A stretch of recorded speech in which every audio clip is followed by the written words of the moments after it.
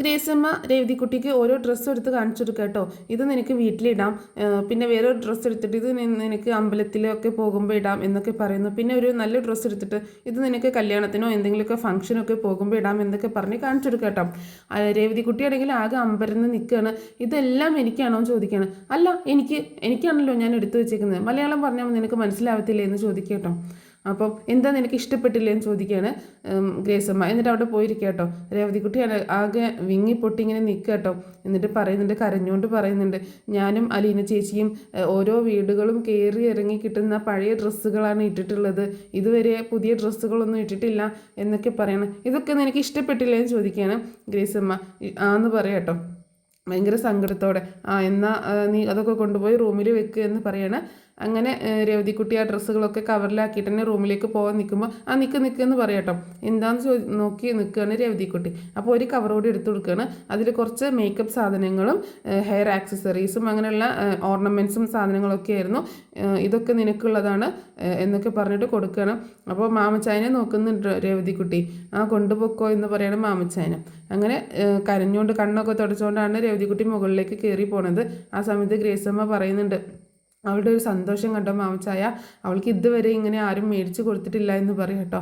നിനക്ക് അവൾക്ക് ഇങ്ങനെ മേടിച്ചു കൊടുക്കാൻ നിനക്ക് തോന്നിയത് ഏതായാലും നന്നായി എന്ന് പറയണം മാമച്ചായൻ. അങ്ങനെ അവർ ചായയൊക്കെ കുടിച്ച് കപ്പ് അവിടെ ഇങ്ങനെ വെക്കുന്ന സമയത്താണ് രേവതിക്കുട്ടി നല്ല പാർട്ടി വെയർ ഡ്രസ്സ് ഇട്ടുകൊണ്ട് താഴേക്ക് ഇറങ്ങി വരുന്നത് കേട്ടോ. രേവതിക്കുട്ടി ആ ഡ്രസ്സ് ഇട്ടുകൊണ്ട് വരുന്നത് കണ്ടിട്ട് മാമച്ചായനും ഗ്രേസിമയും ഇങ്ങനെ സന്തോഷത്തോട് കൂടിയിട്ട് നോക്കുക കേട്ടോ. അങ്ങനെ രേവതിക്കുട്ടി അവിടെ താഴെ വന്നിട്ട് അവരുടെ മുന്നിൽ ഇങ്ങനെ നാണിച്ച് വിരലൊക്കെ കടിച്ചുകൊണ്ട് ഇങ്ങനെ നിൽക്കുകയാണ്. ആ സമയത്ത് ഗ്രേസിമ പറയുന്നുണ്ട്, ഇതിന് നിനക്ക് നന്നായിട്ട് ഇണങ്ങുന്നുണ്ട്, നല്ല ഭംഗിയുണ്ട് ഇട്ടുകൊണ്ട് വന്നിട്ട് എന്ന് പറയാം കേട്ടോ. അപ്പോൾ അവൾക്ക് നാണം വരികയാണ്. അപ്പോൾ അല്ലേ മാമച്ചായൻ ചോദിക്കുമ്പോൾ അതെ എന്നുള്ള രീതിയിൽ പറയണം മാമച്ചായൻ. അപ്പോൾ പെട്ടെന്ന് രേവതിക്കുട്ടി വീണ്ടും മുകളിലേക്ക് തന്നെ കയറി പോകാൻ നിൽക്കുന്ന സമയത്ത് അവിടെ നിൽക്കുമെന്ന് പറയാം കേട്ടോ. അപ്പം രേവതിക്കുട്ടി ആകെ എന്താണെന്ന് വിചാരിച്ച് നിൽക്കുകയാണ്. ഇങ്ങോട്ട് നീങ്ങി നിൽക്കടി എന്ന് പറഞ്ഞിട്ട് നീങ്ങി നിൽക്കുകയാണ്. അങ്ങനെ മാമച്ചായൻ അവളുടെ ഒരു ഫോട്ടോ എടുക്കുക കേട്ടോ ഫോണിൽ. അപ്പം ഇനി പൊക്കോന്ന് പറയണം. അങ്ങനെ രേവതിക്കുട്ടി ചിരിച്ച് കളിച്ചുകൊണ്ട് പെട്ടെന്ന് കയറി പോവുകയാണ്. അപ്പോൾ ഗ്രേസമ്മ പറയുന്നുണ്ട്, കുട്ടിത്തെ ഇതുവരെ മാറിയിട്ടില്ല, പാവം ചിരിച്ച് കളിച്ച് നടക്കേണ്ട പ്രായമല്ലേ, നല്ല ഭംഗിയുണ്ടല്ലേ മാമച്ചായ എന്ന് പറയാട്ടോ ഫോട്ടോ ഒക്കെ കണ്ടിട്ട്. പിന്നീട് കാണിക്കുന്നത് നമ്മുടെ മനു കടപ്പാട്ടൂർ വീട്ടിലേക്ക് വരുന്ന കേട്ടോ. അപ്പം നമ്മളെല്ലാവരും കാണാൻ കാത്തിരുന്ന ഒരു രംഗമാണ് ഇനി വരാനായിട്ട് പോകുന്നത്. അങ്ങനെ മനു കാറിൽ നിന്ന് ഇറങ്ങിയിട്ട് കോളിംഗ് ബെല്ല് അടിക്കുക കേട്ടോ. അങ്ങനെ അലീന വന്ന് ഡോറ് തുറക്കുകയെന്ന് പെട്ടെന്ന് മനുവിനെ കണ്ടിട്ട് ഭയങ്കര സന്തോഷമാണ്. മനുവിനും അതുപോലെ തന്നെ അലീനയെ കണ്ടപ്പോൾ ഭയങ്കര സന്തോഷമൊക്കെ ഉണ്ട് കേട്ടോ. അപ്പം അലീന പറയുന്നുണ്ട്, ഞാനിപ്പോൾ ഓർത്തതേ ഉള്ളൂ മനുവേട്ടനായിരിക്കുമെന്ന് എന്ന് പറയാട്ടോ. മനുവേട്ടൻ വരുമെന്ന് അത് വെറുതെ പറയുന്നു, അല്ല സത്യമായിട്ടും ഞാൻ പറഞ്ഞത് സത്യമാണ്, മനുവേട്ടനായിരിക്കുമെന്ന് ഞാൻ ഓർത്തതേ ഉള്ളൂ എന്ന് പറയാട്ടോ. അങ്ങനെയല്ല, ഞാൻ വരുമെന്ന് തനിക്ക് അറിഞ്ഞതുകൊണ്ടാണ് താൻ അങ്ങനെ ഓർത്തത്. എന്താ പറഞ്ഞത് എന്ന് ചോദിക്കട്ടോ. അതായത് ഞാൻ വരുമെന്നുള്ളത് ഒരു ധാരണ എനിക്കുണ്ടല്ലോ, അപ്പോൾ അതിൻ്റെ ഒരു റഡാർ സിസ്റ്റം പോലെ അതിൻ്റെ ഒരു കണക്ഷൻ തനിക്ക് കിട്ടിയിട്ടുണ്ട്, അതുകൊണ്ടാണ് താൻ ഓർത്തത് എന്നുള്ള രീതിയിലൊക്കെ സംസാരിക്കട്ടോ. അപ്പം എൻ്റെ കാര്യം അങ്ങനെ റഡാറിൽ മനുവേട്ടന് കിട്ടുമെന്ന് ചോദിക്കുകയാണ്.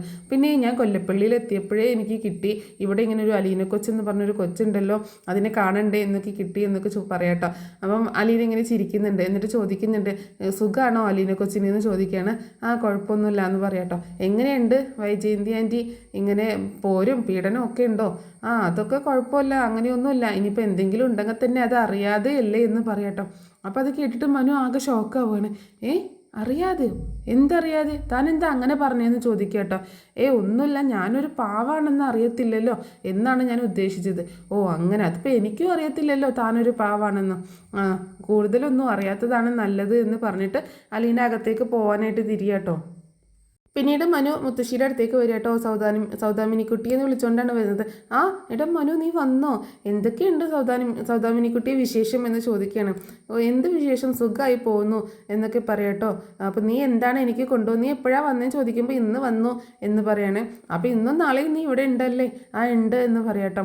അപ്പോൾ മുത്തശ്ശി ചോദിക്കുന്നുണ്ട്, നീ എന്താ എനിക്ക് കൊണ്ടുവന്നതെന്ന് ചോദിക്കുമ്പോൾ അയ്യോ ഞാനത് മറന്നുപോയല്ലോ എന്ന് പറയാട്ടോ. അപ്പോൾ സാരമില്ലടാ, ഞാൻ ചുമ്മാ പറഞ്ഞത്, നീ എനിക്കൊന്നും കൊണ്ടുവരേണ്ട. എങ്ങനെയുണ്ട് മുത്തശ്ശിയുടെ കാല് എന്ന് ചോദിക്കുമ്പോൾ അലീനയല്ലേ നോക്കുന്നത്, അപ്പോൾ ഒരു കുഴപ്പമില്ല, അതൊക്കെ ശരിയായിക്കോളും. അപ്പോൾ ഗ്യാരണ്ടി ഉണ്ട് അല്ലേ എന്ന് പറയാട്ടോ മനു. അപ്പോൾ പിന്നീട് ചോദിക്കുന്നുണ്ട്, എങ്ങനെയുണ്ട് അലീന കൊച്ചും മുത്തശ്ശിയുടെ മോളും തമ്മിലുള്ള കെമിസ്ട്രി എന്ന് ചോദിക്കുമ്പോൾ മുത്തശ്ശി പറയാണ്, അതെന്നാ ചെയ്താലും അവൾക്ക് കുറ്റമേ ഉള്ളൂ, പൊന്നുകൊണ്ട് പുളിശ്ശേരി ഉണ്ടാക്കി കൊടുത്താലും അവൾ കുറ്റമേ പറയത്തുള്ളൂടാ.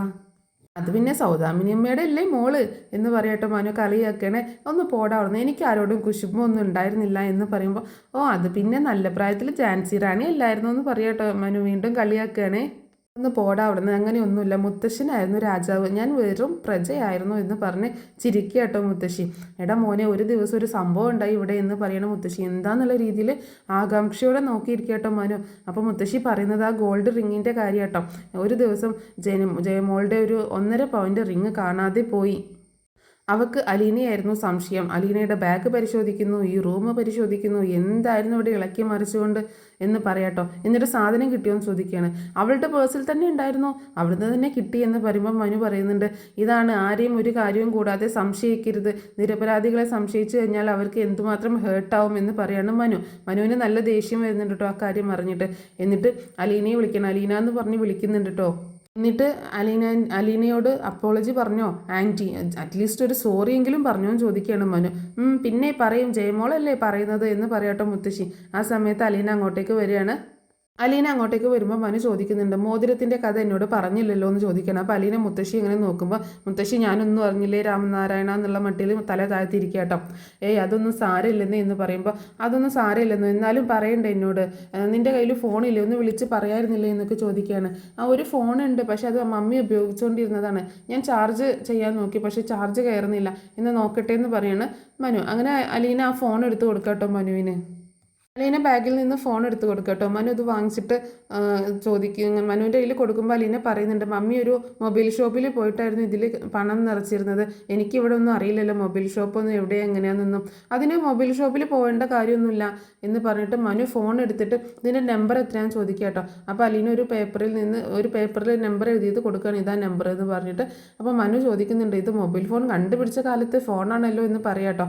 എന്നിട്ട് മനു തൻ്റെ ഫോൺ എടുത്തിട്ട് GPay വഴി അതിൽ ക്യാഷ് കയറ്റി കേട്ടോ. എന്നിട്ട് പിന്നെ ഫോൺ തിരിച്ചു കൊടുക്കുകയാണ്, ഞാൻ ക്യാഷ് കയറ്റിയിട്ടുണ്ട്, ഇനി കുറച്ച് കഴിയുമ്പോൾ ആക്റ്റീവ് ആയിക്കോളും, ഡീആക്റ്റീവേറ്റ് ആയി കിടക്കുമായിരുന്നു എന്ന് പറയാം കേട്ടോ. അപ്പോൾ എത്രയാണെന്ന് ചോദിക്കുക കേട്ടോ അലീന. ഇനി അത് എനിക്ക് കാശ് തരാനായിരിക്കും, കടം തീർക്കലാണല്ലോ തൻ്റെ ജീവിത ലക്ഷ്യം എന്ന് പറയാം കേട്ടോ. അപ്പോൾ മുത്തശ്ശി ചിരിക്കുക കേട്ടോ ഇവളുടെ സംസാരം കേട്ടിട്ട്. താൻ നല്ലൊരു ചായ എടുക്ക്, അത് ഞാൻ വരവ് വെച്ചേക്കുന്നു എന്ന് പറയാം കേട്ടോ.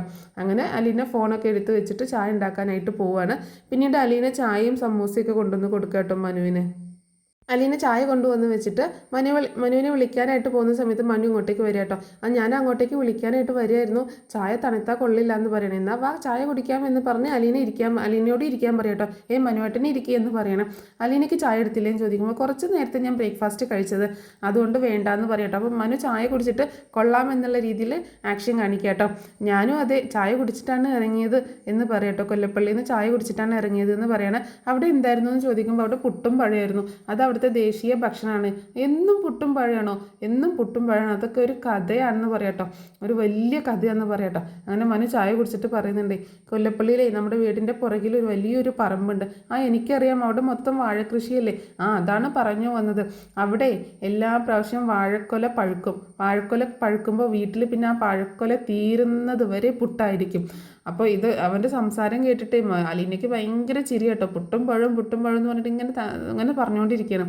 അലീനയ്ക്ക് ഭയങ്കര ചിരിയാണ്.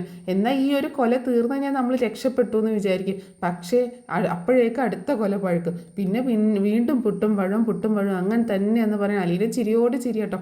എന്നിട്ട് മനു പറയുന്നുണ്ട്, ഏറ്റവും കൂടുതൽ ഈ ലോകത്ത് പുട്ട് ഉൽപ്പാദിപ്പിക്കുന്നത് എവിടെയെന്ന് ചോദിച്ചാൽ ധൈര്യമായിട്ട് പറയാം, അത് കൊല്ലപ്പള്ളി കൈതക്കൽ മാളിക വീട്ടിലാണെന്ന് പറയാട്ടോ മനു. ഇതൊക്കെ കേട്ട് അലീനയ്ക്ക് ചിരി നിർത്താൻ പറ്റുന്നില്ല കേട്ടോ മനുവിൻ്റെ സംസാരം കേട്ടിട്ട്.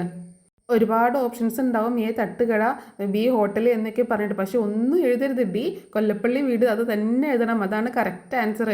അവർ ഗിന്നസ് ബുക്കിൽ കയറാൻ പോവാണ്, അവർ കൊണ്ടുപോയിട്ടുണ്ട് എന്നൊക്കെ പറയാട്ടോ. മനുവിൻ്റെ സംസാരം കേട്ടിട്ട് അലീനയ്ക്ക് ചിരി നിർത്താൻ പറ്റുന്നില്ല. മനുവിനോട് പറയുന്നുണ്ട്, മതി മനുവേട്ട, എനിക്ക് എൻ്റെ വയറ് വേദനിക്കുന്നു എന്ന് പറയാണ് അലീന. അപ്പോൾ അലീന ചോദിക്കുന്നുണ്ട്, ഞാൻ അവിടെ നിന്നപ്പോൾ ഇഡലിയും ദോശയും അപ്പം ഒക്കെ ഉണ്ടാക്കിയിരുന്നല്ലോ എന്ന് പറയാട്ടോ.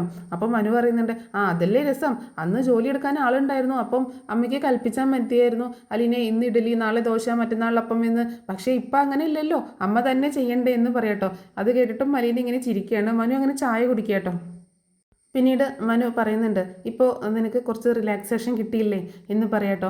എന്ന് പറയണ അലീന. അപ്പോൾ ഇനിയും ഞാൻ ഇടയ്ക്ക് ഇങ്ങനെ വരാം, അപ്പോൾ ഇതുപോലെ എന്തെങ്കിലുമൊക്കെ പൊട്ടത്തരങ്ങൾ പറയാം, അപ്പോൾ ഇതുപോലെ മനസ്സിലെ സങ്കടങ്ങളൊക്കെ ചിരിച്ച് തള്ളിയേക്കണം കേട്ടല്ലോ എന്ന് പറയണേ. അലീന തലകുലുക്കി സമ്മതിക്കുക കേട്ടോ. പിന്നീട് മനു പറയുന്നുണ്ട്, ഞാൻ ബാംഗ്ലൂരിൽ നിന്ന് എറണാകുളത്തേക്ക് ഒന്ന് ചാടാൻ നോക്കുകയാണ്. അപ്പോൾ ട്രാൻസ്ഫർ ആണോ എന്ന് ചോദിക്കുമ്പോൾ ട്രാൻസ്ഫർ ഒന്നുമില്ല, ഞങ്ങളുടെ കമ്പനിയിൽ അങ്ങനെയൊന്നുമില്ല, വേറൊരു കമ്പനിയിലേക്ക് ചാടണം എന്ന് പറയാട്ടോ. അപ്പോൾ എറണാകുളത്ത് എന്ന് പറഞ്ഞ ചോദിക്കുമ്പോൾ ഇൻഫോ പാർക്കിൽ എന്ന് പറയാട്ടോ. അവിടെ വേറെ ഏതെങ്കിലും കമ്പനിയിൽ കയറണം, പക്ഷേ സാലറി കുറവായിരിക്കും ബാംഗ്ലൂരിനെ സംബന്ധിച്ച്, എന്നാലും ഇടയ്ക്ക് വീട്ടിൽ വന്ന് പോകാം എന്ന് പറയാട്ടോ. അലീന എന്ത് പറയുന്നു എന്ന് ചോദിക്കുകയാണ്. അയ്യോ ഞാൻ എന്ത് പറയാൻ, എനിക്കതിനെ പറ്റിയൊന്നും അറിയത്തില്ല എന്ന് പറയണേ. അപ്പോൾ മനു പറയുന്നുണ്ട്, ഒന്നുകിൽ വരണം എന്ന് പറയാം, അല്ലെങ്കിൽ വരണ്ട എന്ന് പറയാം എന്ന് പറയാട്ടോ. അതൊക്കെ പറയാൻ ഞാനാരാ, ഞാൻ ഇവിടെ ജോലിക്ക് നിൽക്കുന്ന വെറും ഒരു അനാഥ പെണ്ണല്ലേ എന്ന് പറയാണ് അലീന. അപ്പോൾ എന്തോ ഇങ്ങനെ ആലോചിച്ചിരിക്കുക കേട്ടോ മനു.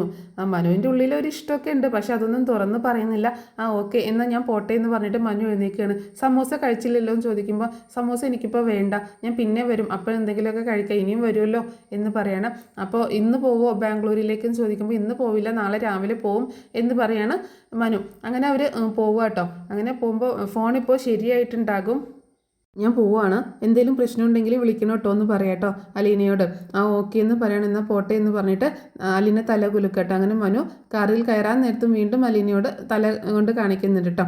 ഭയങ്കര സന്തോഷത്തോടു കൂടിയിട്ട് തന്നെയാണ് അലീന മനുവിനെ യാത്രയാക്കുന്നത്. അങ്ങനെ മനു പോവുകയാണ്. പിന്നീട് കാണിക്കുന്നത് രാത്രിയിൽ മാമച്ചാനും ഗ്രേസുമയും ഭക്ഷണം കഴിക്കാനായിട്ട് ഇരിക്കട്ടോ. അപ്പോൾ രവതിക്കുട്ടി അവർക്ക് വിളമ്പി കൊടുക്കുന്നുണ്ട്. അപ്പോൾ നീ കഴിക്കുന്നില്ലേന്ന് ചോദിക്കുകയാണ് ഗ്രേസുമ്മ. ഞാൻ പിന്നെ കഴിച്ചോളാം എന്ന് പറയാട്ടോ. അപ്പോൾ മാമച്ചാൻ ചോദിക്കുന്നുണ്ട്, അതെന്താ ഇപ്പം കഴിച്ചാലോ എന്ന് ചോദിക്കുമ്പോൾ ഞാൻ കുറച്ച് കഴിഞ്ഞിട്ട് കഴിച്ചോളാം എന്ന് പറയാട്ടോ. അപ്പോൾ ഗ്രേസുമ്മ പറയുന്നുണ്ട്, നമ്മൾ കഴിച്ച് കഴിഞ്ഞിട്ട് കഴിക്കാനാണ് അവൾക്ക് എന്ന് പറയാണ്. ഞങ്ങൾ കഴിച്ച് കഴിഞ്ഞിട്ട് വെട്ടി വിഴുങ്ങാനായിരിക്കും അല്ലേ എന്ന് ചോദിക്കുമ്പോൾ അതേ എന്ന് പറയാട്ടോ രവതിക്കുട്ടി കുറച്ച് തൻ്റെ ഇടത്തോട് കൂടിയിട്ട് മാമച്ചാനോട്. നീ എന്തൊക്കെയാണ് കഴിക്കുന്നത്, ഞങ്ങൾ പോയി കഴിഞ്ഞിട്ട് ചോദിക്കുമ്പോൾ ഞാൻ 12 ചപ്പാത്തി കഴിക്കും, 1/2 കിലോ ബീഫ്, ഹാഫ് ചിക്കൻ, അങ്ങനെ കുറേ ചോറൊക്കെ കഴിക്കുമെന്ന് പറയാട്ടോ. എൻ്റെ മാമച്ചായ നമ്മൾ പോയി കഴിഞ്ഞിട്ട് നമ്മൾ കഴിച്ചതിൻ്റെ ബാക്കി കഴിക്കാനാണ് അവൾ ഇരിക്കുന്നത് എന്ന് പറയട്ടെ. ഇവളോട് എത്ര പറഞ്ഞാലും ഇവൾ കേൾക്കത്തില്ല, അങ്ങനെ ചെയ്യരുത് എന്ന് പറയുമ്പോൾ രവതിക്കുട്ടി പിന്നെ എൻ്റെ അപ്പുറത്ത് വന്നിട്ട് പറയുന്നുണ്ട്, അത് ഇങ്ങനെ ഫുഡ് വേസ്റ്റ് ആക്കുന്നത് കാണുമ്പോൾ ഭയങ്കര വിഷമം തോന്നും, ഞങ്ങളൊക്കെ എന്തോരം അങ്ങനെ ഫുഡിന് വേണ്ടിയിട്ട് കൊതിച്ചതാ എന്നൊക്കെ പറയുമ്പോൾ നീ ഇരുന്ന് കഴിക്കി, ഞങ്ങൾ ഇനി ഫുഡ് വേസ്റ്റ് ആക്കുന്നില്ല പോരെ എന്ന് പറയണേ. അങ്ങനെ രവതിക്കുട്ടി ഫുഡ് എടുത്ത് കഴിക്കാൻ തുടങ്ങുക കേട്ടോ. രവതിക്കുട്ടി ഭക്ഷണമൊക്കെ പ്ലേറ്റിൽ വിളമ്പിയിട്ട് കിച്ചണിലേക്ക് തന്നെ പോകുക കേട്ടോ. ആ സമയത്ത് ഗ്രേസമ്മ അന്തം വിട്ടിട്ട്, നീ ഇതെങ്ങോട്ടാണ് പോകുന്നത്, ഞാൻ അവിടെ പോയിരുന്ന് കഴിക്കാനോ, നിന്നോട് എത്ര തവണ പറഞ്ഞാലും ഈ കൊച്ചിനെ മനസ്സിലാവത്തില്ലല്ലോ, നീ എന്തിനാ അവിടെ പോയിരുന്ന് കഴിക്കും, നീ എങ്ങനെ കഴിക്കും, ഞാൻ ആ സ്ലാബിൽ വെച്ചിട്ട് നിന്ന് കഴിക്കും, നിന്നോണ്ടാണോ ഫുഡ് കഴിക്കുന്നത്, നിന്നോട് എത്ര തവണ പറഞ്ഞിട്ടുണ്ട് ഇവിടെ വന്നിരുന്ന് കഴിക്കാൻ, എന്നാൽ ഞാൻ നിങ്ങൾ കഴിച്ചിട്ട് കഴിച്ചോളാം, അതൊന്നും പറ്റത്തില്ല, ഇപ്പോൾ ഇവിടെ വന്നിരുന്ന് കഴിക്കും എന്ന് പറയാട്ടോ. അങ്ങനെ അവിടെ വന്നിരുന്ന് കഴിക്കാനായിട്ട് നിർബന്ധിക്കണം. അങ്ങനെ രവതിക്കുട്ടി മടിച്ച് അവിടെ വന്ന് നിൽക്കുമ്പോൾ ഇവിടെ ഇരിക്കടി എന്ന് പറയുമ്പോൾ നിങ്ങളുടെ ഒപ്പം ഇരിക്കാനോ, ഞാൻ പിന്നെ കഴിച്ചോളാം, ഒപ്പം ഇരുന്നാൽ എന്താ ഞങ്ങളുടെ അന്തസ്സും അഭിമാനമൊക്കെ ഇടിഞ്ഞ് താഴേക്ക് പോവോ, അതൊക്കെ നീയാണോ താങ്ങി പിടിച്ച് നിൽക്കുന്നത്, അവിടെ ഇരുന്ന് കഴിക്കടി എന്ന് പറയാട്ടോ. അങ്ങനെ രവതിക്കുട്ടി കുറച്ച് ദൂരെയുള്ള കസേരയിൽ ഇരിക്കുമ്പോൾ അവിടെയല്ല ഇവിടെ അടുത്തേക്ക് ഇരിക്കുമെന്ന് പറയട്ടോ ഗ്രേസമ്മ. അങ്ങനെ അടുത്തുള്ള കസേരയിൽ ഇരുന്നിട്ട് പ്ലേറ്റ് താഴെ വെക്കാൻ മടിച്ച് നിൽക്കുമ്പോൾ ആ പ്ലേറ്റ് താഴെ വെച്ച് കഴിക്കടി എന്ന് പറയാട്ടോ. അങ്ങനെ ആ പ്ലേറ്റ് താഴെ വെച്ച് നോക്കുമ്പോൾ അതിലാകെ ഇച്ചിരി ചോറും ഒരു ചപ്പാത്തിയും കുറച്ച് കറിയും മാത്രമേ ഉള്ളൂ കേട്ടോ. അപ്പോൾ ചിക്കൻ എടുക്കുന്നില്ലേ എന്ന് ആദ്യം തന്നെ ഗ്രേസമ്മ ചോദിച്ചപ്പോൾ ഇല്ലയെന്ന് പറഞ്ഞായിരുന്നു കേട്ടോ. കാരണം ചിക്കൻ അവർ കഴിക്കട്ടെ എന്ന് കരുതിയിട്ടാണ് ഗ്രേസമ്മ നല്ലൊരു ചിക്കൻ്റെ ലെഗ് പീസ് എടുത്തിട്ട് അവളുടെ പ്ലേറ്റിലേക്ക് വെച്ച് കൊടുക്കുകയാണ്. കഴിക്കുകയെന്ന് പറയാണ്. രവതിക്കുട്ടി അത് നോക്കി നിന്നിട്ട് ഇങ്ങനെ സങ്കടപ്പെട്ട് കരയാൻ തുടങ്ങും കേട്ടോ. നീ എന്താ കരയാൻ തുടങ്ങണോ എന്ന് ചോദിക്കുക കേട്ടോ ഗ്രേസമ്മ. അത് കേട്ട് സങ്കടത്തോടെ ഇങ്ങനെ ഇരിക്കുകയാണ് രവതിക്കുട്ടി. ഇത് കാണിച്ചുകൊണ്ടാട്ടോ ഇന്നത്തെ എപ്പിസോഡ് അവസാനിച്ചിട്ടുള്ളത്. നാളത്തെ എപ്പിസോഡിൽ രവതിക്കുട്ടീനെ അലീനെ വിളിക്കുന്നതൊക്കെ ആയിട്ടുള്ള ഒരുപാട് നല്ല നല്ല എപ്പിസോഡുകളുണ്ട്. അപ്പോൾ രവതിക്കുട്ടിയുടെ സംസാരമൊക്കെ കേട്ടിട്ട് ഗ്രേസമ്മയ്ക്ക് ഒരുപാട് സന്തോഷമാവുന്നു. അങ്ങനെയൊക്കെയുള്ള എപ്പിസോഡുകളൊക്കെ കേട്ടോ നാളെ. അപ്പോൾ അതിൻ്റെ സ്റ്റോറി ഞാൻ ഡീറ്റെയിൽ ആയിട്ട് ഉടനെ തന്നെ പറഞ്ഞിട്ടുന്നതായിരിക്കും കേട്ടോ. അപ്പോൾ ഈ സ്റ്റോറി നിങ്ങൾക്ക് ഇഷ്ടപ്പെട്ടിട്ടുണ്ടാവുമെന്ന് കരുതുന്നു. Thanks for watching.